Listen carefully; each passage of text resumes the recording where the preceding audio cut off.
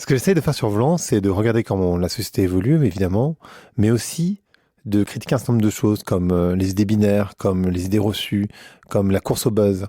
Et c'est exactement ce que j'ai retrouvé dans le film Les Méchants, qui sort demain, avec notamment Roman Frécinet, Jimo, Lidvin Sagné, Omar Sy, Fahri, Mathieu Kassovitz, Eus l'Enfoiré, bref, un certain nombre de têtes d'affiche. Et c'est un film de Mouloud Achour, que vous connaissez sans doute, puisqu'il a œuvré énormément de temps au Grand Journal sur Canal+, mais aussi dans la matinale, et qui aujourd'hui a créé Click TV. C'est un journaliste, un animateur de télévision, et désormais un réalisateur de films. Et j'ai le plaisir de le recevoir aujourd'hui sur le podcast. Ça faisait un petit moment que j'avais envie de le recevoir, parce que c'est une personne que j'admire énormément, que j'apprécie aussi beaucoup. Et donc avec Mouloud, on parle de beaucoup de choses, de son film évidemment, mais aussi de tout ce que ça implique, parce que vous allez voir que, et j'espère que vous irez voir le film, il y a une critique de la société et en même temps c'est une comédie, et j'adore le fait qu'il utilise ce mode de narration pour faire passer des idées qui sont extrêmement importantes à mes yeux. Je vous laisse écouter l'épisode. Allez Vlan, c'est parti.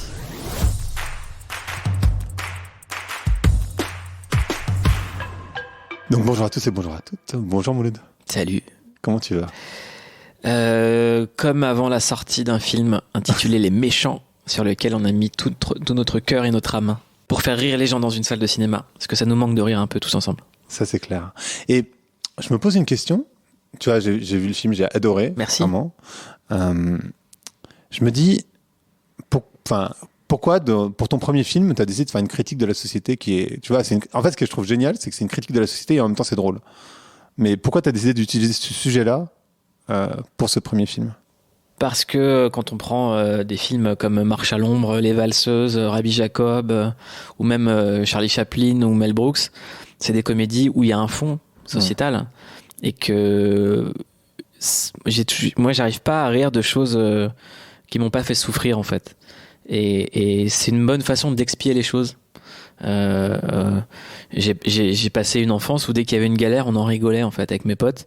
Dès qu'il nous arrive un truc super relou, il y a toujours un putain relou et il y a une vanne qui arrive après, quelle que soit la galère quoi.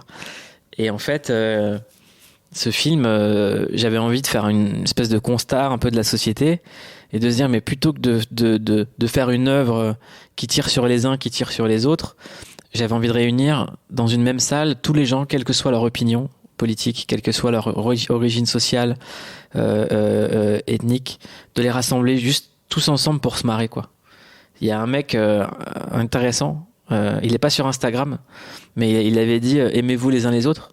Moi j'aimerais bien dire rigoler les uns des autres. Voilà. Et d'ailleurs, c'est ce qui est au tout début du film. Non, je vais pas gâcher ça parce que sinon c'est nul. Quoi ? Hein ? Vas-y, tu peux. Le message sur le téléphone, tu sais. Ah oui. Mais en fait, c'est comme si on se baladait tous avec le diable dans notre poche, quoi. On a créé un outil incroyable avec tous les savoirs humains et toutes les langues à portée de clic. Et en fait, on a beau avoir l'outil le plus intelligent du monde, l'humain reste profondément capable du pire, quoi. C'est clair. Et je trouve que c'est ce que ça raconte, ce film, c'est de se dire, avec tout ce qu'on a comme outil de connaissance, de vérification de l'information, on emmagasine tellement de choses qu'on vérifie rien, et que deux personnes peuvent être le temps d'une journée les méchants les plus recherchés de France, sans que ça n'émeuve personne, quoi. C'est une critique aussi des médias. C'est quoi aujourd'hui, toi t'es journaliste, c'est quoi ta vision des médias ? Ma vision des médias, c'est que journaliste, c'est un métier auquel je fais une déclaration d'amour dans ce film. Parce que c'est un métier sublime, journaliste. C'est une vocation, que c'est dur, c'est un métier précaire. Et c'est un métier qui est en voie de précarisation parce que l'information est gafaïsée. Aujourd'hui, une information est relayée sur les réseaux sociaux. Les réseaux sociaux fonctionnent avec des algorithmes, des algorithmes qui ont besoin de fonctionner à l'émotion pour créer de l'engagement. Et cet engagement polarise la société et donc les articles seront écrits en fonction de ça. Une fois qu'on a dit ça, on se demande une seule chose, c'est quoi un réseau social ? En fait, c'est une régie publicitaire qui ne dit pas son nom. Et le produit d'appel du réseau social, c'est nous. Quand on pense qu'on est des méga rebelles parce qu'on a exprimé son opinion sur Facebook ou sur Instagram, En fait, le seul truc qu'on a fait, c'est de dire à une régie pub ce qu'on pensait, quels étaient les gens qui pensaient comme nous, et qu'est-ce qu'on allait pouvoir nous vendre. Et en même temps, dans le film, vous parlez vachement de la quête du buzz. Mm-hmm. Et quelque part, il y a un certain nombre de médias qui surfent là-dessus, tu vois, en particulier sur Twitter. Mais c'est pour ça que je dis que l'information est GAFAisée, c'est-à-dire que aujourd'hui, Google possède la majorité du marché publicitaire, donc les médias sont tenus économiquement par ces boîtes. C'est pas le média indépendant ou le média traditionnel ou la chaîne d'information que je vise, c'est ce système-là.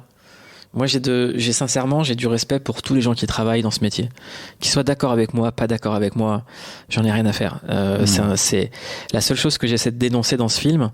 C'est pas les opinions contraires, c'est un système qui joue sur les divisions et qui joue sur le clash, sur le buzz, alors qu'on est dans une société tellement crispée, tellement dans un moment critique de l'humanité où la démocratie est en danger, qu'il faut être capable d'aller à contresens de cette façon de vendre de l'information, et que ça serait bien d'apaiser les choses. Et pour toi, du coup, comment un média peut réussir à... Est-ce que c'est même possible, en fait ? C'est pour ça que j'en ai fait un film, en fait. Parce que j'ai pas la réponse. Ouais. Moi, j'avais juste envie de transformer ces inquiétudes et ces doutes en expression artistique, en cinéma et en comédie. Je pense que quand Chaplin faisait je sais pas moi, Le Dictateur, il n'avait pas la solution à comment est-ce qu'on fait en sorte que l'humain ne devienne pas une horreur nazie. Ouais, bien sûr. Il n'avait pas la solution. Clairement. Il y a aussi une critique des visions binaires, des experts. J'aimerais bien qu'on revienne là-dessus sur, tu vois, les experts autodéclarés. Il y a cette phrase en particulier de « moi je suis expert de tout », je sais plus lequel. Je suis expert de tout, on m'invite sur tous les sujets.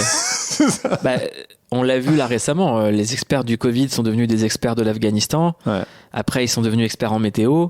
Mais au-delà des gens qui sont sur les plateaux dans les chaînes info, c'est même nos amis sur les réseaux sociaux. Moi, j'ai du mal à comprendre aujourd'hui à quel point quelqu'un qui fait le métier d'influenceuse, qui est un métier que je respecte, c'est un métier comme un autre, est capable dans la même journée de poster une photo d'un drame humain en Palestine et juste après il y a un code promo. J'arrive pas à comprendre dans quel monde on est en fait. Et ce que je me pose derrière comme question, c'est pourquoi est-ce que la parole de certaines minorités n'est représentée que là ? Pourquoi est-ce que les médias font pas leur job en donnant la parole à tout le monde, à toutes ces sensibilités-là ? Et moi, je ne fais que poser des questions à travers ce film. J'ai aucune réponse. Mais je me dis juste que plutôt que de critiquer cette influenceuse qui exprime quelque chose sincèrement, pourquoi est-ce qu'on en arrive à ce que leurs paroles soient entendues, certaines informations ne soient entendues que là ? Clairement. Et du coup, comment toi, en tant que journaliste, arrives à gérer le fait que tu invites des gens qui soient pertinents, tu vois, qui soient des experts, entre guillemets, sur leur domaine. Enfin, il y a beaucoup d'artistes, évidemment, mais comment tu gères cette problématique, au final, de gens qui s'autoproclament ? Tu veux dire, moi, mon métier de journaliste ? En tant que journaliste, ouais. Déjà, je suis pas journaliste. J'ai pas la carte de presse. J'ai été rédac-chef de plein de journaux, mais j'ai jamais voulu appartenir à cette caste. D'accord. Moi, je suis un passeur. Donc, quand je fais clic, je me mets en retrait et je pose des questions à des gens qui ont travaillé sur des sujets ou qui produisent des œuvres. Donc, je me repose sur leur savoir à eux, sur un sujet précis. Mais je demande pas à n'importe qui l'avis sur n'importe quoi. J'ai un respect infini pour les artistes que je reçois.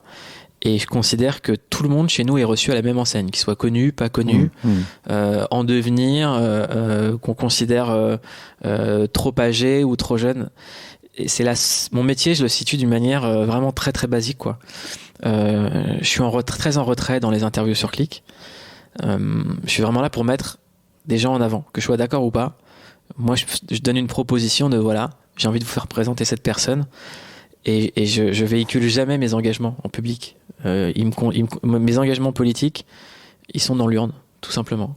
Donc, j'ai malheureusement pas la prétention de vouloir peser sur quoi que ce soit dans le débat public. Moi, ma mission est artistique, quoi. Je vais pas faire de politique, ma mission est artistique. Ouais. Et en même temps, c'est marrant. Alors d'abord, ce que tu dis, ça résonne vachement parce que moi, je parle que de liens, donc forcément, ça résonne. Et en même temps, pour moi, tu vois, quand je pense à mon podcast, pour le coup, je considère que c'est un acte politique en tant que tel. C'est pas de la politique, tu vois, parce que. Mais chaque prise de parole est un acte. Une prise de parole, c'est une politique. Enfin, c'est un acte politique. Chaque prise de parole est un acte politique.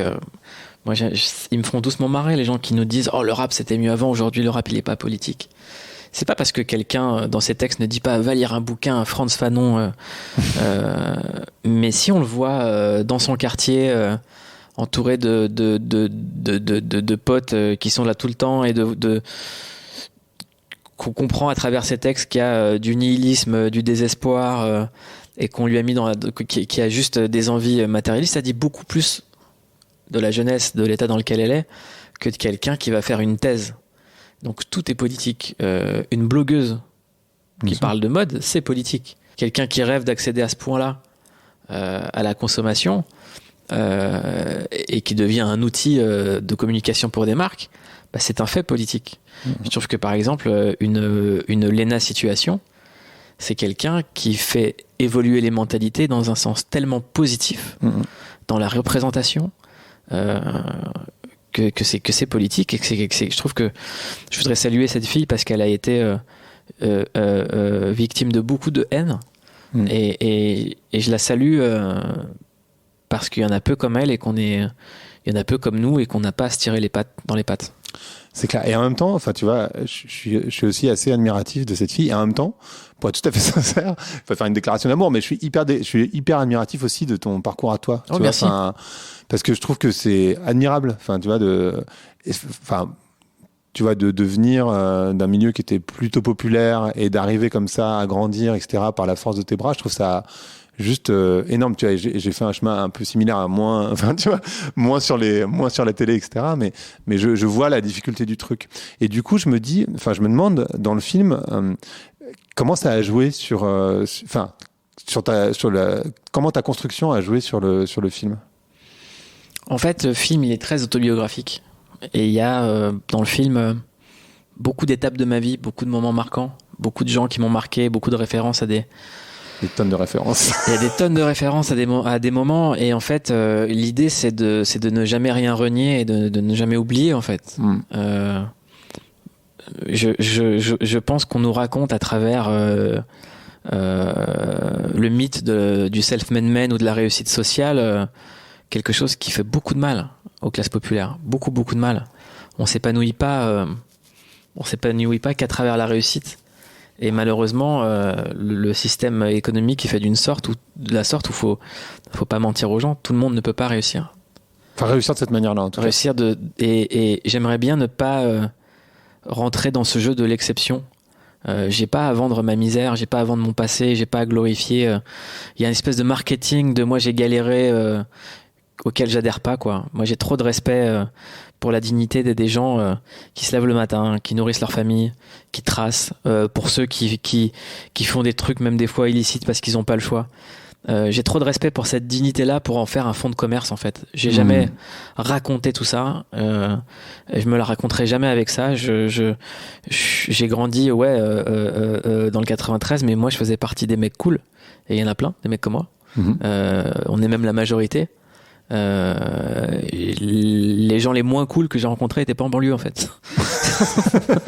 J'ai eu la chance de passer de l'autre côté du périph' et de franchir certains plafonds de verre. Et croyez-moi, les gens les moins cool que j'ai rencontrés vivent pas en banlieue. C'est clair. Et en quoi du coup le film il est autobiographique? Enfin, quand tu dis ça? Parce qu'il y a un peu de moi dans les deux personnages principaux, dans le personnage du jeune vendeur de la boutique, dans la télévision. Et il y a un petit peu de gens de ma famille, de mon entourage. Il y a plein de choses en fait dans ce film. C'est clairement un film familial. C'est un film très familial. Ouais, très familial. Quand on connaît un petit peu ton entourage, clairement c'est un film familial. Enfin, c'est vraiment un film où tu as tous tes potes, quoi, quasiment. C'est encore plus dur en fait quand c'est des gens dont on est proche. c'est qu'il y a une différence entre si demain j'interviewe un artiste et que je l'avais beaucoup reçu dans mon émission, qui a forcément une connivence qui peut créer à l'antenne, et d'aller voir cette personne qui est sur sa trajectoire professionnelle et lui dire bah tiens, j'ai écrit un film, est-ce que tu veux jouer dedans? Mais le jour où on doit passer cette étape, on doit être irréprochable en fait. Ouais, c'est clair. Donc il y a une exigence qu'on s'impose entre nous qui fait que ça rend les choses très très fluides. Typiquement, Omar Sy, je me suis fait des nœuds au ventre avant qu'il voit le film. J'imagine. Quand il a eu le lien du film, quand il l'a vu, j'en dormais pas en fait. Je me dis mais qu'est-ce qu'il va en penser? Qu'est-ce qu'il va en penser Omar? Alors que tu le connais depuis tellement longtemps. Alors que c'est parce que je le connais depuis tellement longtemps et que j'ai un respect infini pour lui, pour sa famille, pour toutes les valeurs qu'il représente, et puis faut pas oublier que le travail qu'il faisait avec Fred sur le SAV délivrait une telle qualité, une telle constance. Il faut être un génie. Il y a un moment, les faits sont là. Le mec, il a prouvé à quel point il était fort dans un domaine. Quand il arrive au cinéma, il encore plus. Et sa carrière ne fait que commencer. Donc, quand je le dis, hein, j'ai pas peur de démo, c'est une légende vivante, accepte de jouer dans le film et qu'on attend son feedback quand il l'a vu, on dort pas. Ouais, et là, c'est plus Omar mon pote, quoi. C'est le jugement d'Omar, quoi. C'est le professionnel, quoi. Et il a vraiment, je le remercie encore d'avoir accepté de faire le film. Ça a été, mais comme il y a eu des versions de scénario qui ont pas été validées par des comédiens, on a retravaillé. Donc c'est pas un film de potes, c'est un film de gens qui ont envie de faire des choses ensemble. Un autre sujet que tu critiques vachement, c'est les a priori. Donc il y a, en tout cas moi de ce que j'ai vu, pour moi en tout cas, il y a la recherche du buzz, il y a les visions binaires, et il y a aussi les stéréotypes. Est-ce que tu peux en parler un petit peu? Pourquoi tu as voulu critiquer ça? Enfin, qu'est-ce qui te... Parce que ce mot méchant, par exemple, quand une femme demande l'égalité salariale ou l'égalité de traitement d'entreprise, on dit elle est folle, elle est méchante, elle est hystérique. Quand il y a une grève et que le train il est en retard, c'est le cheminot qui lutte, qui est méchant. Parce qu'on on a raté notre train. Et il y a eu une espèce d'inversion comme ça. Quand des gens étaient dans la rue pour protester contre la hausse du carburant, tout d'un coup ils étaient méchants, mais personne n'a expliqué que mais en fait ces euros-là, c'est des gens qui prennent leur voiture pour bosser loin parce que l'usine d'à côté a fermé et qu'il faut aller ailleurs. En fait ces euros-là ils comptent. Quand on enlève 5 euros d'APL en ricanant, genre c'est rien 5 euros, non en fait. C'est énorme. C'est 5 euros dans la vie d'un étudiant, c'est pas rien. Et quand les étudiants sont dans la rue et qui font la queue des heures pour avoir à manger, on les traite de méchants étudiants. Et j'avais envie de rassembler tout ça, toute cette frustration, et de se dire j'en ai marre qu'on criminalise les galériens, quoi. Personne ne veut galérer. Personne. Je connais personne qui dit moi je suis chômeur, c'est incroyable. Non, personne. Personne. Ça, c'est un vieux. En plus, en fait, ce que tu le dis, je pense qu'il y a plein de gens qui pensent que si. En fait, je vois tellement de gens qui pensent qu'il y a plein de personnes qui profitent des APL, profitent de machin, profitent de trucs, mais personne, en vrai, je sais pas, moi, j'ai jamais rencontré personne qui dit ça non plus, quoi. Tu vois, je sais pas, c'est personne. Mais personne. C'est-à-dire que même si vous entendez un jeune qui vous dit moi j'en ai rien à foutre, j'ai le chômage, mais c'est une posture. Bien sûr. C'est une posture. Il faut voir derrière le discours. Cette personne a le droit d'être digne et dire j'en ai rien à foutre. On peut laisser leur dignité aux gens. Moi je l'entends. Quand quelqu'un me dit moi je m'en bats les couilles, j'ai le chômage, j'attends. Mais moi j'entends juste, il faut que je trouve un travail qui me plaise. Bien sûr. Les gens ont le droit en fait de faire d'être commandant de leur destin, quoi. Et ça il y a des catégories de la population à qui on le donne pas ce droit. Non, ça me fait penser à cette phrase de Macron, je vous trouve un job de l'autre côté de la rue, tu te souviens de ce truc? Mais ça, ce truc de Macron, c'est une phrase de politique. Ouais, bien sûr. Elle aurait pu être prononcée par Rocard, elle aurait pu être prononcée par Mitterrand, par n'importe qui en fait. Le politique, il est dans son rôle de faire de la politique et de faire des phrases comme ça. Mais ça traduit pas le fond du problème, c'est que on est dans un pays qui exclut les gens qui décrochent, alors qu'il y a un moment on devrait tous raccrocher les wagons et de se dire bon, je suis même pas en train de parler d'un projet communiste ou socialiste, hein. Je suis même pas là-dedans, parce que pour moi les socialistes ont fait tellement de mal à la France et au quartier que j'ai pas d'empathie pour eux. Mais ce que j'essaie juste de dire, c'est au moins dans le discours et dans la représentativité, laisser leur dignité aux gens, quoi. Et tu parlais du titre, Les Méchants. Comment ça t'est venu? Du coup, t'as pensé au scénario et ensuite le titre t'est venu, ou t'as pensé au titre et ensuite... Le premier titre du film, c'était Les Barbus. Ouais, logique. Ceux qui verront le film comprendront. Après, il y a eu La Boule du Dragon. Parce que la boule de Sangoku a pris une importance qu'on sous-estimait dans le film. Et en fait, Les Méchants, c'est venu parce que j'étais dans un train et il y avait une petite fille qui chantait Les Méchants de l'Enfoiré. Et j'avais envie de dire, mais est-ce que un jour tu comprendras ces paroles, ma fille? Ouais. La grosse moula poursuivie par les méchants. C'est marrant, quoi. Ce n'est pas des paroles pour un enfant. Non, c'est pas des paroles pour un enfant.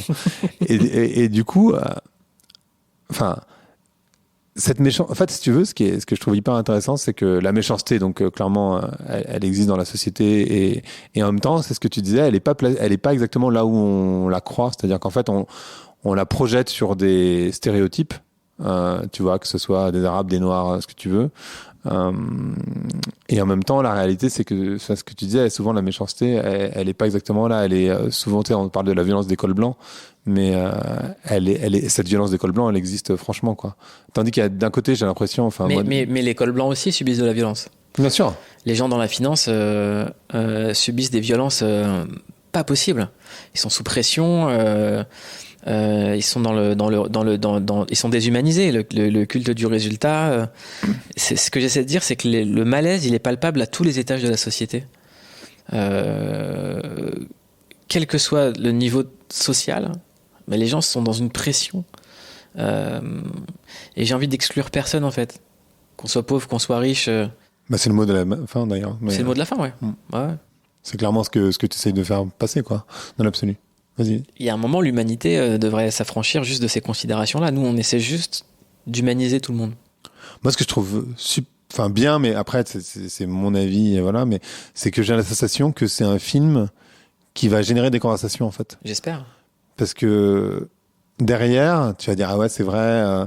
Après, je me rends pas bien compte, parce que tu vois, je peux pas me mettre à la place des gens, mais j'ai la sensation que tous ces sujets que tu abordes de manière comique, mais qui sont des vrais sujets de société hyper profonds, bah, du coup, le fait de les aborder de manière comique, ça permet de faire passer l'information de manière différente, tu vois, parce que c'est vrai que tu vois, il y a des podcasts comme le mien ou d'autres médias qui sont un peu plus sérieux, on va dire, et qui sont pas écoutés par tout le monde nécessairement.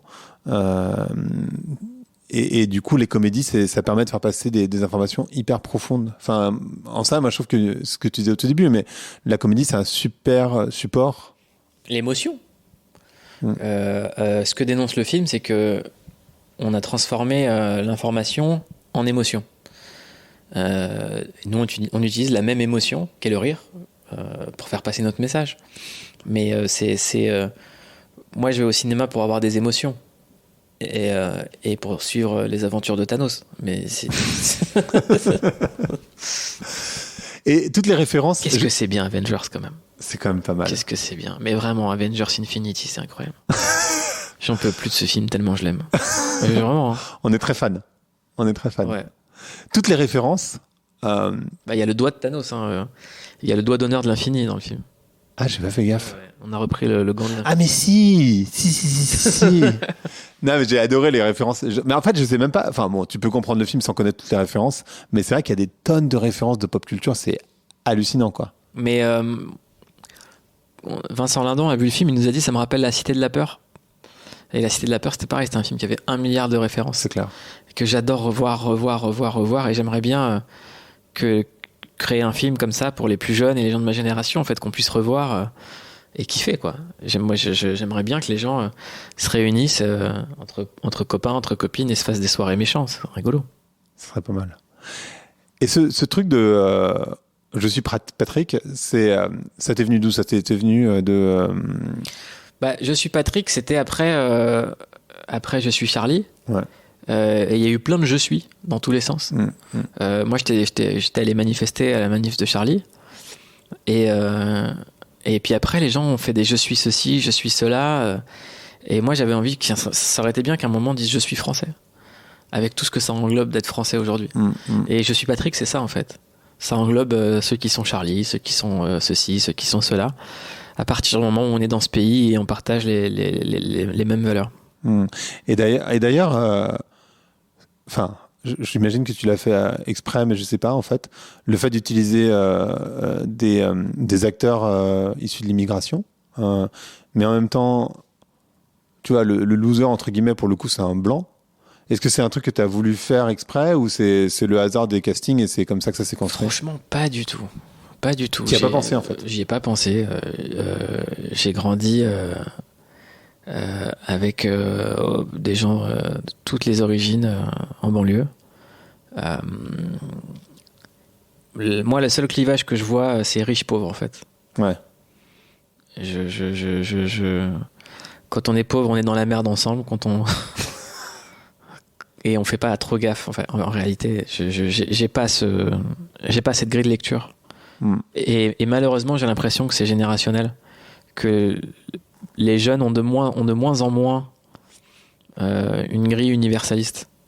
Ah ouais? On a tendance à mettre les gens les uns contre les autres en fait. Ça c'est clair. Et il faut juste rappeler que il y a eu des vagues d'immigration différentes, que ça s'est pas arrêté à l'Algérie aux années 70. Et que les quartiers les plus pauvres sont toujours des quartiers d'accueil et que ça se brasse et que ça change quoi. Donc il faut être capable de composer avec tout ça. Mais par contre, ce qui est très cool, c'est que pour une fois, les personnes issues de l'immigration ont pas des rôles, tu vois, stéréotypés. Enfin, alors tu l'as pas fait exprès, donc du coup voilà, mais en même temps. Parce que c'est très facile de tomber dans la caricature et de faire rire les gens avec l'accent de ses parents. Moi, l'accent kabyle, l'accent algérien, je trouve que c'est pas un accent rigolo. Je vois pas pourquoi ça ferait rire. Je vois pas pourquoi l'accent sénégalais, l'accent malien, déjà dire l'accent africain, c'est pas possible. N'est-ce pas? Mais c'est aussi à nous en fait de dépasser ça. On peut pas critiquer sans cesse les autres pour produire le cliché qu'on dénonce. Beaucoup de gens sur les réseaux sociaux sont pires que ce qu'ils critiquent dans leurs actes. Les premières personnes sur qui ils tirent sont des gens issus de l'immigration, alors qu'ils en viennent et qu'ils se jouent les antiracistes. Et je pense qu'on a quand même un petit devoir de réserve et de on a beau passer, même si on s'aime pas, c'est pas grave. On n'est pas obligé de se tirer dessus en fait, en public en tout cas. C'est clair. Et cela dit, tu critiques vachement dans le film, tu vois, l'extrême droite et les accents justement. Enfin, tu vois, il y a l'extrême droite qui rigole avec les accents, les bobos qui en font des films, des banlieusards pour aller gagner des prix à Cannes. Tout le monde. Je critique tout le monde en fait. Ouais. Moi, j'ai pas de problème avec quelqu'un qui soit pas d'accord politiquement avec moi.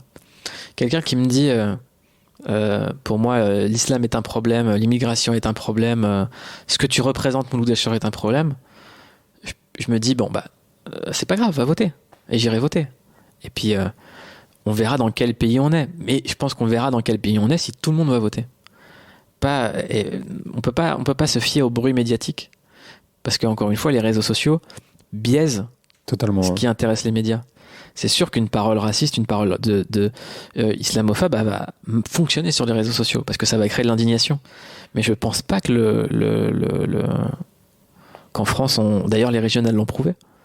Je pense pas que ce soit la réalité de la France. C'est difficile de dire en fait. Tu sais que c'est assez étrange. J'arrive plus très bien à savoir moi-même où est-ce qu'on en est. Parce qu'effectivement, entre les partis extrêmes qui utilisent vachement bien les réseaux, Parce qu'en réalité, c'est ça. Et ils les utilisent, il y a vraiment une méthodologie. Je veux dire, c'est pas juste je fais un tweet et machin. Il y a une méthodologie pour biaiser les médias. Enfin, je veux dire, concrètement. Et la réalité des Français. Mais ces partis-là peuvent vous dire aussi, pendant des années, c'était le camp du bien qui se moquait de nous dans les médias mainstream. Donc on a créé aussi de la frustration. Ces gens-là, ils viennent pas de nulle part. Ouais, c'est clair. Et je pense que on est dans un moment de crise démocratique. Et je trouverais ça juste bien qu'à un moment on dise ok, les règles qu'on met au CSA, de dire temps de parole égale pour chaque candidat, en fait on fasse pareil sur les réseaux sociaux. On peut avec juste un bouton couper la politique. Et moi je mettrais juste des liens sur les programmes. Allez lire les liens. Prenez votre carte d'électeur en 3 clics et allez voter. Ouais. Ça me fait une connexion dans ma tête, mais tu vois qu'elle est un peu chelou quand même. Mais ça fait penser à l'annonce de, je sais pas si tu l'as vu passer d'ailleurs, ce week-end, de la Chine, qui limite l'utilisation des jeux vidéo aux enfants à 3 heures. Comme c'est des trucs avec des caméras, en fait, ils sont capables de dire, reconnaissance faciale, et c'est 3 heures maximum. Je sais plus exactement si c'est par jour ou c'est pour le week-end, je sais plus exactement, mais du coup on sort en dictature, tu vois, on n'est plus du tout sur le modèle. Mais c'est comme les gens qui parlent de dictature en ce moment. Ouais. À partir du moment où tu as une carte bleue, où tu as un iPhone, t'es scanné. À partir du moment où tu es sur un réseau social, on sait ce que tu veux acheter. La dictature, en fait, elle est économique. Grave. Tu n'es qu'un produit, mon pote. T'es rien d'autre. Donc redescends et consomme. Voilà, c'est le but à la fin de la journée, c'est que tu ailles acheter des slips sur Amazon. Non, mais en fait, c'est horrible parce que c'est hyper vrai. Enfin, ce que je trouve triste, quoi. C'est vraiment triste, mais c'est le fonctionnement de la société. Quand tu dis, enfin, cette sorte de nuance, est-ce que, enfin, tu penses que c'est uniquement lié aux réseaux sociaux, le fait qu'on manque de nuances? Non, c'est vieux comme l'humanité, quoi. Le plus vieux média du monde, c'est la rumeur. C'est pas nuancé, la rumeur. C'est vrai. Donc ça fait partie du fonctionnement de la femme et de l'homme d'avoir toujours envie d'écouter l'information avec laquelle on est d'accord. C'est pour ça qu'il y a un manque de nuances. C'est que, imagine demain tu divorces. Il n'y a pas une méchante et un gentil. Ou un gentil, une méchante. Un méchant, une gentille. Bien sûr. Ou 2 gentils ou 2 méchantes. Chacun a ses torts. Chacun a déconné. Et personne peut raconter une information sans la nuancer. Tu vois. Donc, par contre, ce qu'on va vouloir entendre tout de suite, c'est qui le gentil, c'est qui la méchante. Ouais, non, mais c'est vrai. Et tu vois, moi, c'est marrant, j'aimerais bien, je te dis ça comme ça, et en même temps que dans les médias, justement, ils arrivent à nuancer. C'est-à-dire que quand ils parlent, je sais pas, souvent, pour rester sur le sujet de l'immigration, mais ce qu'on a vu pendant la crise du Covid, c'est que la majorité des médecins, tous ces gens qu'on entendait parler, ils étaient aussi issus de l'immigration. Et en fait, tu vois, à ce moment-là... Mais en fait, moi, je pense que ce truc de issu de l'immigration, il y a un moment, il faut le lâcher, quoi. On est issu de la France. Ouais. Moi, je suis né en France. Moi aussi. Ma mère est née en France. Mes grands-parents viennent d'Algérie. Donc, il faut juste accepter que la France a ce visage-là. C'est juste une façon d'avancer tous ensemble, en fait. Il y a qu'est-ce qui va se dire maintenant on va se dire issu de la campagne, issu de la ville, issu de la périphérie. Mais en même temps, ouais. Voilà. Mais en même temps, je rigole. Et en même temps, il y a ce bouquin, je sais pas si tu l'as lu, de Jérôme Fourquet, qui s'appelle L'archipel français, où il parle justement de cette archipélisation et du fait enfin, ce que font les réseaux sociaux, en fait, c'est une conséquence, c'est qu'on est de plus en plus en archipel, c'est-à-dire que chacun vit avec sa petite communauté, avec laquelle il est d'accord, et dit merde à l'autre parce que c'est effectivement le méchant, quoi. Parce qu'on est tous polarisés, parce qu'on est que des cibles publicitaires, on est que des cibles commerciales. Et nos idées nous servent à ces régies publicitaires, déguisées en réseaux sociaux, de savoir quoi nous vendre.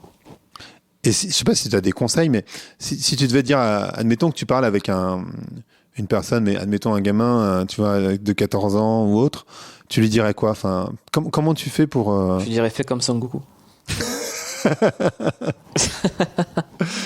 nique le game. Je dirais fais comme Sangoku, mon pote. Deviens toujours plus fort. Quelle que soit l'adversité, fais en sorte de comprendre la personne que tu as en face. Même si au premier abord c'est un méchant, il a aussi ses raisons. Sangoku et sa tante Petit Cœur sont devenus potes. C'est vrai. Et il est même devenu pote avec Vegeta. Donc tout est possible. J'adore la référence à Dragon Ball, je sais pas. Je me rends pas bien compte si c'est un truc d'âge. Je sais pas jusqu'à quand, parce que moi je suis peut-être plus vieux que toi, je pense, mais je sais pas jusqu'où ça a été diffusé ce truc. Dragon Ball, moi je pense que si un jour t'as des enfants, ils regarderont Dragon Ball. Hein. Tu penses? Évidemment. Ouais, c'est possible. Bah, si tu leur montres, quoi, surtout. Mais... Ah ouais, si un jour j'ai une fille ou un fils, je regarde Dragon Ball avec, direct. J'avoue, en plus ça donne l'occasion de regarder à nouveau, quoi. Bah ouais. Ça, c'est assez cool. Trop cool. C'est quoi Est-ce qu'il y a une question, ou c'est quoi la question qu'on ne pose jamais sur ce film, qu'on t'a pas posé, et que t'aimerais bien qu'on te pose? En fait, non, c'est pas une question, c'est quelque chose qu'on entend beaucoup quand on fait les projections. C'était une maman une jeune retraitée qui est venue nous voir en disant merci de nous avoir défendus. Et elle venait ni de quartier, elle était ni issue de l'immigration. Elle m'expliquait que c'était une jeune retraitée, qu'elle a cotisé toute sa vie et que là, elle galère, mais qu'elle était contente d'être venue au cinéma avec son fils, qu'elle pensait qu'elle allait rien comprendre. Et à la fin, elle nous a dit merci de nous avoir défendus. Et ça, c'était un beau compliment, parce que ce film, il vise tout le monde. Et ça, c'est beau, parce que ça veut dire que même moi, je me suis posé la question, justement, il y a une personne parce que j'ai défendu le film par ailleurs, tu vois, par WhatsApp et tout. Et il m'a dit je vais emmener ma grand-mère, etc. Et je me suis dit attends, est-ce qu'elle va comprendre le film ou pas? Bah je crois que ouais. Et en fait ouais. Je crois que ouais, parce qu'on a tous été à un moment accusés pour un truc qu'on n'a pas fait, quoi. Et on a peut-être tous aussi été accusés de lâcheté quand on voulait garder le silence pour protéger un ami. Quand tout le monde nous demandait de l'accuser. Alors que c'est plus courageux de dire ok, je sais que vous voulez tous me tirer dessus, vous savez que vous voulez tous que je lui tire dessus, mais venez, on laisse retomber le truc, quoi. Non, mais c'est en fait c'est tellement juste. Mais du coup, ce que je me dis, je vais te mettre la pression un coup là. Mais en fait, je me dis, c'est vraiment réussi. Merci. Et du coup, je me dis, mais c'est quoi le prochain step, quoi? Évidemment. En fait, c'est un film en 2 parties. Donc, il y a les méchants sur qui est plutôt masculin, sur la toxicité de l'information. Puis ça parle également de masculinité toxique. Le film, c'est aussi un des sujets du film. Il y a un moment où il y a un dialogue sur la masculinité avec des mecs qui n'ont rien compris aux femmes. Grave. Avec la masculinité, ça se termine par c'est la moustache. Donc les mecs n'ont rien compris.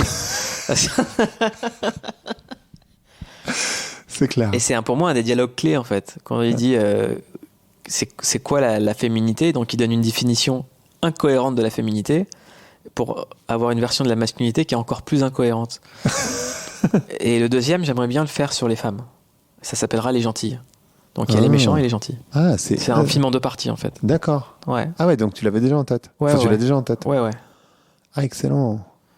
C'est un film sur la relation amoureuse. Ah ouais, donc tu l'as vraiment déjà en tête. C'est-à-dire que t'as déjà bien le truc. Ouais. Ah, énorme. Ouais. Excellent. Waouh. Et c'est vrai que. C'est comme dans une histoire amoureuse, il y a toujours quelqu'un qui est le méchant ou... Ouais, c'est ce que tu disais tout à l'heure. Donc on est toujours sur ce truc de la vérité, chacun sa vérité, quoi. Tu connais cette histoire c'est en fait une voiture qui est peinte à gauche en noir, à droite en blanc, et donc il y a un accident et il demande aux gens, les témoins, de quelle couleur était la voiture. Et donc t'en as la moitié qui disent elle était noire, l'autre moitié qui disent qu'elle était blanche, et les deux ont raison, en fait. Bah ouais. Mais tu vois, parce qu'il manque une vision d'ensemble où en fait la voiture elle était bicolore. Exactement. Et j'aimerais bien parler de la féminité sans que la femme ait à se positionner par rapport à l'homme. On positionne souvent le dominé par rapport au dominant. Et dans tous les domaines. Hein. Ouais, bien sûr. Et j'aimerais bien parler de la femme sans avoir à la positionner par rapport à l'homme. Mais de dire à quel point, à un moment, c'est le regard de l'homme qui est éclaté au sol. Et en même temps, je trouve ça... franchement, parce que c'est un sujet que j'aborde énormément, hyper courageux pour un homme d'aborder le sujet. Sauf que moi, j'ai pas la prétention de faire un film. C'est pas un film sur le féminisme, c'est un film sur les relations amoureuses. Donc, y a plein de gens qui voient des références à des écrits féministes dans Les Méchants. Il y en a plein. Ou même dans d'autres genres, sur la scène avec Roman et Jimo, il y a plein de gens qui pensent à Hannah Arendt.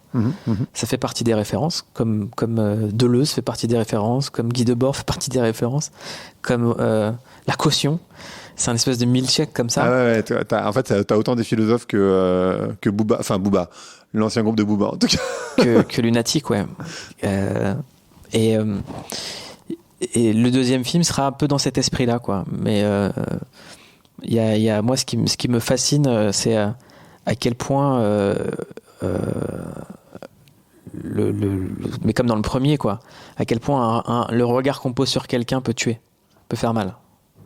Et sur les filles, c'est pareil, c'est toujours le regard du dominé sur le dominant, quoi. Le dominé dans Les Méchants, c'est l'information, et le dominé, c'est Patrick et Sébastien, c'est le peuple. Et les dominants, c'est ceux qui jouent avec l'information. Patrick et Sébastien. Patrick et Sébastien, j'étais obligé. Ouais, j'avoue. Mais non, mais c'est la télévision. Ouais, toujours. Patrick Sébastien, c'est le mec qui incarne la télévision, qui fait venir des artistes incroyables en plateau. On est d'accord, on n'est pas d'accord, on trouve que c'est un beauf ou pas. Et il était populaire, et c'est grâce à lui que j'ai découvert des super artistes. Albert Dupontel, moi je l'ai découvert grâce à Patrick Sébastien. Danny Boone, il a été découvert là-bas. Aujourd'hui, Adieu les cons, c'est un film qui explose tout. Dupontel, quand il était humoriste, c'est le papa, mais vraiment, Dupontel, les gens l'oublient, c'est le papa de tellement d'humoristes français, que j'avais envie de dire, bah voilà, on est capable de rendre hommage à la culture populaire française sans juger les gens ou les traiter de beaufs. Il a vu le film, tu sais, ou pas? Enfin, non, il l'a pas vu, mais quand je lui ai dit, j'ai fait un film, les héros, il s'appelle Patrick et Sébastien, il m'a dit, t'es un connard, tu m'as pas fait jouer dedans. Et après, il m'a conseillé un régime, donc j'ai pas compris la cohérence, mais il m'a tout de suite attaqué sur mon poids. Je dis, écoute, tu trouves pas de gonzesse comme ça. Écoute, ça me donne envie d'écrire un film sur les femmes, tout ça. C'est clair. Toi, ça te semble évident, apparemment, mais t'aurais pu aussi décider de faire un pur divertissement qui n'a pas de message particulier. Enfin, j'ai la sensation que la majorité des films, il n'y a pas vraiment de message, quoi. Enfin, tu vois, c'est... Oui, mais en fait, moi,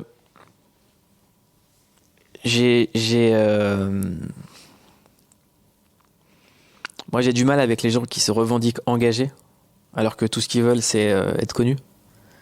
Moi, j'ai préféré fermer ma gueule et faire un film quand j'étais connu et que les gens voient l'engagement. J'ai pas à vendre ça, quoi. Et pour certains, c'est un film engagé parce qu'ils comprennent le message. Il y a des gens qui passent totalement à côté. Ah oui? Ouais, il y a mais c'est passé. Il y a des gens qui passent à côté, mais c'est normal. C'est dur de se remettre en question. Il y a des journalistes pour qui le travail de remise en question, il est trop dur, quoi, et qui ne comprennent pas cette génération. Moi, je l'ai vécu quand j'étais dans la presse rap.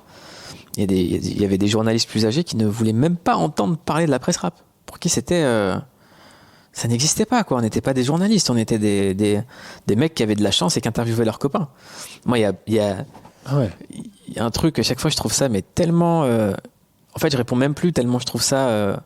c'est même pas raciste, c'est juste... un manque de culture, en réalité. Quand tu dis, qui reçoit ses copains. Mais je reçois pas mes copains, je reçois des gens qui touchent des millions de personnes. Bien sûr. Et puis même, il y a des gens que tu reçois, ça n'a rien à voir. Enfin... Oui, mais quand tu t'appelles Mouloud et que tu reçois un mec qui est, disons-le, qui est noir, on va dire, il reçoit son copain. Ah ouais? Mais ouais. Ah, on en est là. On en est là. Welcome. Ah putain. Ouais. Mais c'est pas grave. C'est ouf parce que moi, j'ai l'association... Moi, je vois plus de copains du 7e arrondissement tout le temps dans les mêmes émissions ensemble. Bah oui. C'est clair, mais très largement, quoi. Bah oui, largement. que l'inverse. Il est plutôt là, le communautarisme à la télévision. D'ailleurs, quand tu parles de ça, d'utiliser l'engagement pour se faire valoir, il y a une critique aussi dans le film de ça au tout début, en fait. C'est même l'une des premières scènes, en réalité. Tu peux raconter pourquoi tu l'as positionné là? C'est quelqu'un qui dit, moi je fais rien, mais au moins je fais pas semblant. Alors, il y a ça, mais il y a aussi, tu sais, la réponse, justement, de Sébastien qui fait, ah, meuf, mec, en fait, tu fais juste ça pour choper des meufs. Moi, c'est ça que je fais référence. T'as jamais autant niqué de meufs depuis que t'es féministe. C'est ça. Parce que j'en ai vu des escrocs, quoi. Des copines qui viennent me raconter qu'elles ont fait des dates avec des mecs qui leur sortaient je viens de lire King Kong Theory et ça m'a bouleversé et qui après les ghostaient non. Ben ouais, c'est mais comme je pense que des gens draguaient en se faisant passer pour des maoïstes dans les années 60, quoi. Ouais, clairement. En fait, peut-être, enfin, tu sais ce que c'est le pire, je crois, c'est qu'ils sont sincères dans ce qu'ils disent, mais ils se rendent pas compte que dans leurs actes, ils y sont pas du tout, en fait. Ouais, et puis je pense que c'est pas grave de pas l'être. C'est pas très sincère, grave. tu veux dire? Non, de pas être engagé pour une cause ou une autre. Moi, j'ai le droit de pas être concerné par ta cause, mais de voir ton humanité et de bien me comporter parce que je représente l'éducation que ma maman m'a donnée. Ça s'arrête là, en fait. Déjà, ou ça devrait commencer là. Ouais, ça devrait commencer là. Donc j'ai pas à juger ou à faire semblant d'être partisan d'une cause alors que c'est faux. Mais c'est toujours les gens qui utilisent, parce que là je te parle du féminisme. Pourquoi on a mis cette vanne sur le féminisme? Ouais. Parce que quand on prend la difficulté d'être une femme à notre époque, et que les gens pensent que les féministes sont des folles, des chiennes de garde, sont des chiennes de garde, et que les femmes qui meurent sous les coups de leur mari ou qui se font violer, que les inégalités salariales, que ce qu'on inflige aux femmes racisées, les injonctions qu'on leur met, c'est du fantasme. Là, il y a pas de quoi draguer quelqu'un, en fait, avec tout ce magma de douleur et de complexité auquel moi, malheureusement, j'ai pas toutes les clés. Donc il n'y a pas toi personnellement. Voilà, mais j'irai jamais avoir un postulat de dire moi je représente ça, alors que non, tu vois, on a tous fait de la merde, on a tous à apprendre sur ces sujets-là. Et je préfère garder la position du Candide plutôt que du mec incroyablement au fait de toutes les luttes. C'est clair. Ça serait faux. Sur ce sujet du féminisme, moi j'ai tendance à dire, tu sais, il y a beaucoup de mecs qui te disent non mais tous les mecs sont pas pareils, moi je suis pas pareil, etc. Et moi j'ai tendance à penser l'inverse, c'est-à-dire bah on est tous les produits du même système. Bah ouais. À partir du moment où le système est créé par des dominants, il y a forcément des personnes qui sont dominées. Et les femmes en font partie. C'est clair. Et surtout, comme c'est une culture, t'es forcément... En fait, enfin, c'est terrible, mais c'est comme ça. T'es forcément baigné dans cette culture et t'as forcément des relents de cette culture. C'est impossible d'être complètement... tu vois, c'est comme les gens qui disent « je vois pas les couleurs ». Enfin, tu vois, c'est là, comment ça, tu vois pas les couleurs? Parce que moi, en étant noir ou en tout cas métis, je les vois les couleurs. Il y a des gens qui disent ça. Bah bien sûr, il y en a plein. Ouais, mais je vois pas les couleurs. C'est comme moi, je suis nostalgique de la France où tout le monde s'entendait bien. En fait, non, tout le monde s'entendait pas bien parce qu'en fait, on n'avait pas accès à tes restaurants. On n'avait pas. C'est juste qu'on se voyait pas en fait. En fait, on te servait. Donc c'est super, on s'entendait bien. Tu me laissais un pourboire. Tu vois. Mais comme à l'inverse, un truc de racisme que je trouve dingue, c'est les gens qui disent ah ouais, c'est embourgeoisé. C'est le pire truc de racisme. C'est-à-dire que tu considères que je n'ai pas le droit d'avoir les mêmes privilèges que tes parents. Ouais. Ce que tu as eu à la naissance, j'ai pas le droit de l'avoir acquis. Ça, c'est insultant. C'est très vrai. Insultant. Ça fait penser à la justement, tu parlais de tu me kiffes si je te sers, si je te fais des blagues et si je te sers un café ou si je te conduis ou si je te livre un Deliveroo, mais on n'a pas le droit d'être à la même table, quoi. Ouais. Ça me fait penser à la partie avec Omar Sy parce que c'est vraiment ça aussi, quoi. Ouais. Tu vois. Mais moi j'ai trouvé, on en a parlé avec Omar Sy, avec Jamel, les gens qui disent ouais ils se sont embourgeoisés, c'est-à-dire qu'ils se sont mangés le racisme en grandissant. Ils se le mangent après encore. Ils se le mangent en réussissant. Et il y a un livre qui en parle très très bien, c'est Le Retour à Reims de Didier Ribon. ou ce que fait Édouard Louis. Mais il y a ce truc qui nous colle à la peau, quoi. Moi, je trouve ça encore plus insultant. C'est comme quand t'arrives dans une fête et qu'on dit ah, t'es là, toi. Bah ouais. Voilà.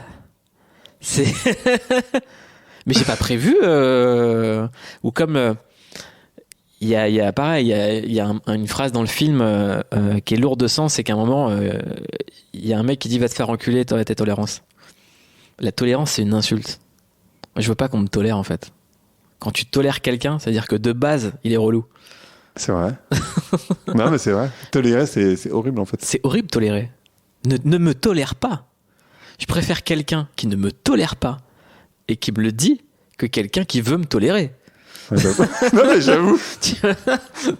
J'avoue, c'est hyper... J'avais jamais pensé, mais effectivement. C'est pour ça qu'il y a un réalisateur tolérant. Ah ouais, putain, j'avais pas fait gaffe. Mais ouais. Tu vois, je l'avais pas capté, ça, là. Mais ouais.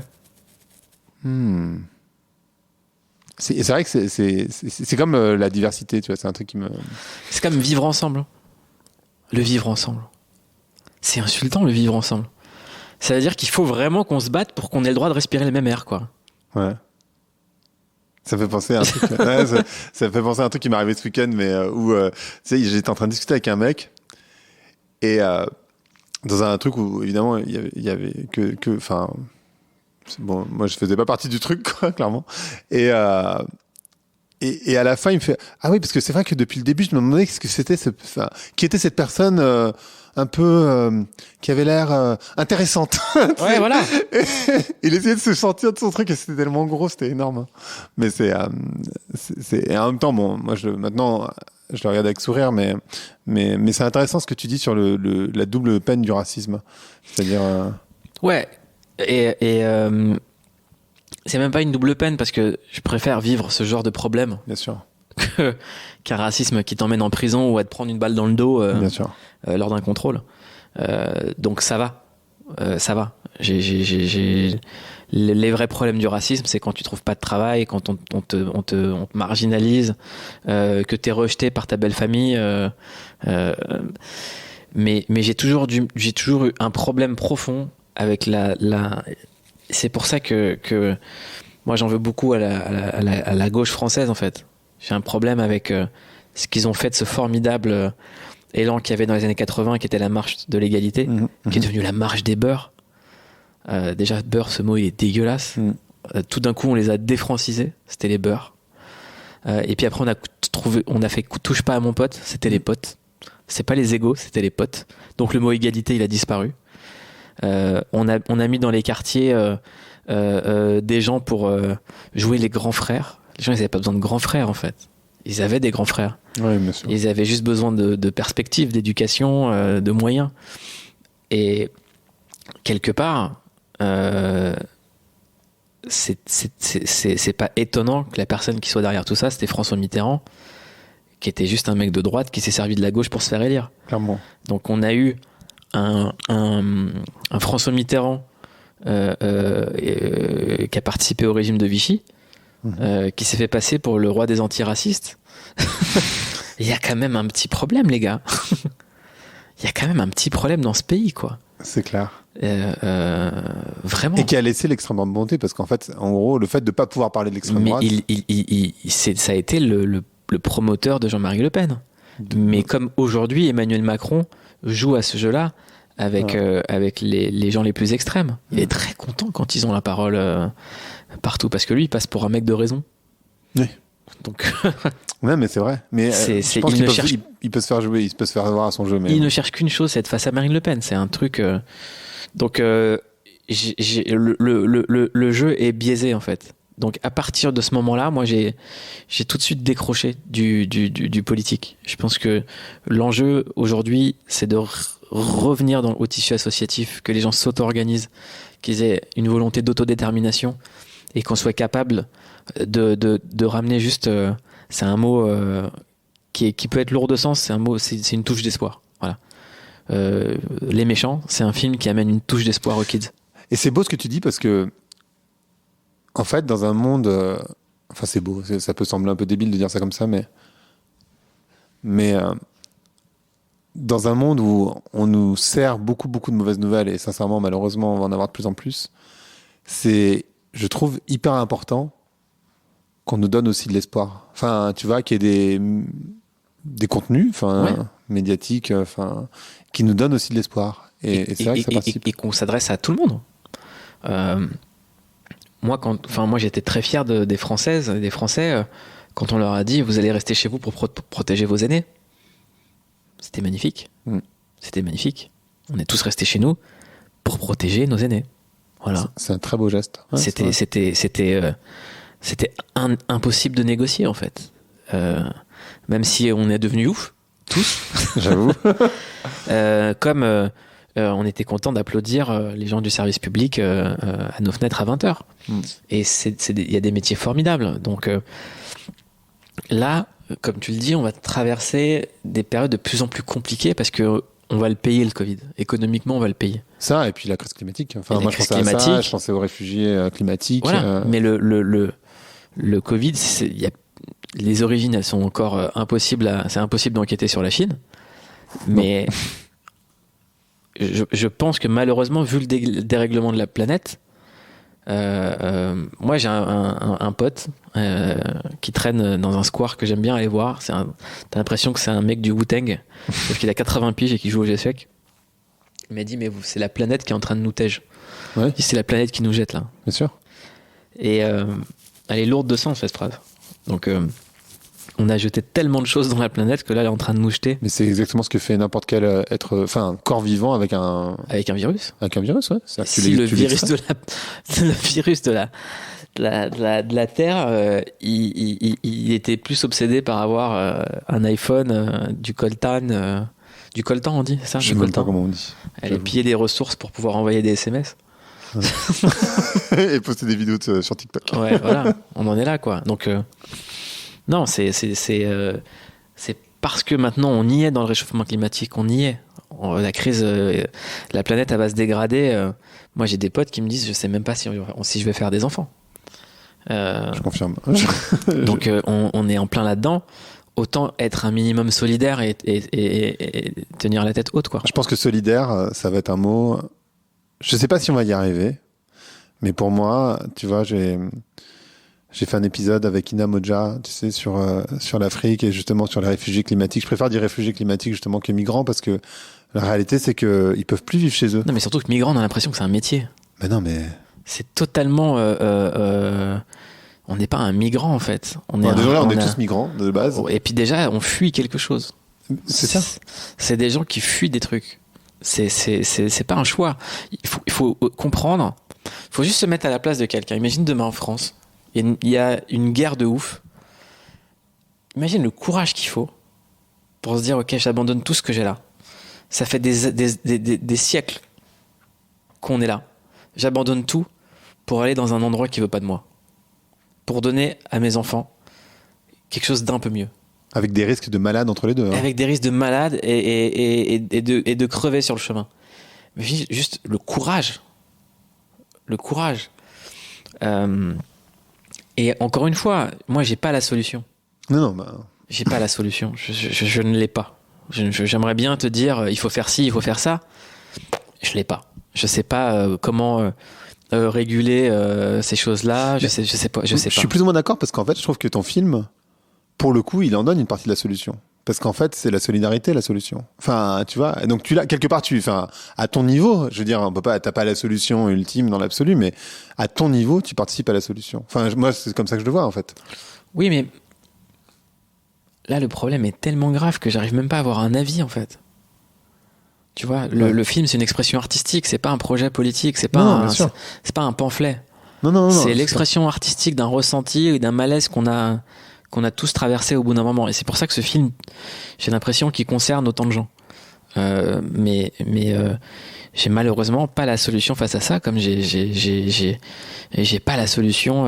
J'ai aucune solution en vrai, sinon je changerais de métier. Non, je changerais de métier. Mais en même temps, c'est pour ça que moi je voulais faire ce podcast. J'ai une solution saline. Voilà, c'est déjà pas mal. Voilà. Mais c'est pour ça que moi je voulais faire le podcast, parce que justement, je trouve que, enfin, moi, mon idée en tout cas, c'était de me dire. Il faut que ça. Enfin, ce film, tu peux le voir effectivement, comme tu l'as dit, comme une comédie et ne pas rentrer dans les sujets. Mais moi, justement, tu vois, l'idée, c'est de se dire, en fait, il faut que ça génère de la conversation. Il faut que les gens en parlent et qu'on se dise. Ouais. Mais c'est pour ça que c'est un film à aller voir en bande, en fait. Ouais. Hyper important. C'est un film à voir en bande. Moi, ça me manque les films qu'on va voir en bande. C'est à part Infinity Wars. C'était super intéressant. On va devoir s'arrêter parce que je vais pas te garder non plus des heures, mais ce podcast s'appelle Vlan. J'ai une nounou, donc elle me garde déjà. Dérive totale. Ce podcast s'appelle Vlan. J'aimerais savoir à quoi tu veux ouvrir et où claquer la porte. Tu peux soit ouvrir, soit fermer, soit les deux, comme tu veux. Je voudrais l'ouvrir à tout le monde pour qu'ils aillent prendre leur carte d'électeur et voter. Tout simplement. C'est gratos. Et ça t'évite de payer l'addition très très cher. Et comment tu fais confiance aux politiques, du coup Comment tu fais confiance aux politiques derrière? Lis le programme et vois ce qu'il y a de moins pire ou de ce qui te parle. Mais au moins, si tu votes, tu vas orienter les choses. Clairement. Et surtout au niveau local, d'ailleurs. Et surtout au niveau local. Et encore une fois, je crois que j'ai de problème avec aucune opinion. Ça, c'est assez beau. Je trouve ça... Justement, tu parlais de... Tout à l'heure, on parlait de rassembler, etc. Je trouve ça génial que tu puisses passer ces messages-là aussi, en fait. Bah, merci. Non, c'est vrai. Merci beaucoup à toi. Merci à toi. À plus. Bye. Merci d'avoir écouté Vlan. Si vous avez aimé l'émission, n'hésitez pas à mettre des étoiles sur vos plateformes de podcast préférées. Vous pouvez aussi partager l'épisode sur vos réseaux sociaux, Instagram Stories, Facebook, LinkedIn, où vous voulez. Je suis Grégory Pouy. Vous pouvez me retrouver sur l'intégralité des plateformes sous le nom Greg from Paris. Si vous avez des idées pour des invités, si vous avez des commentaires, n'hésitez surtout pas à m'envoyer un message. Allez, merci et à bientôt.